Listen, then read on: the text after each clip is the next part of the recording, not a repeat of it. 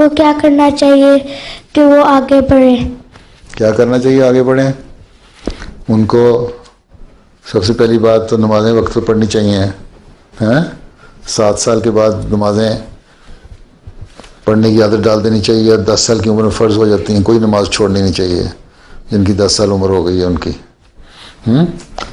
5 नमाज़ें वक्त पे पढ़नी चाहिए। ठीक। फिर नमाज के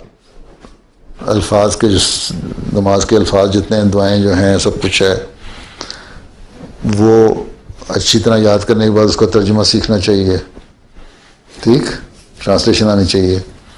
फिर कुरान शरीफ बाकायदा पढ़ना चाहिए हैं, और कुरान शरीफ को भी आहिस्ता आहिस्ता तर्जुमा सीखने की कोशिश करनी चाहिए। ठीक। रोज़ाना स्कूल जाने से पहले कुरान करीम पढ़ के जाना चाहिए। ठीक। ताकि अल्लाह ताला से भी ताल्लुक़ बढ़ता चला जाए। ठीक।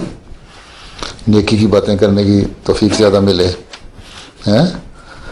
फिर माँ बाप, बहन भाई, बड़े जो हैं अच्छी नसीहत जो करते हैं, इजलासों में बैठ के नसीहतें सुनते हो, उनको अमल करना चाहिए। ठीक। ठीक है। और फिर अपनी जो तुम्हारी स्कूल की पढ़ाई है उस पर भी पूरी तवज्जो देनी चाहिए। ठीक है। अच्छी तरह पढ़ो, गौर से पढ़ो, ताकि अच्छी पोजीशन आए। ठीक है। और आगे तरक्की करते जाओ।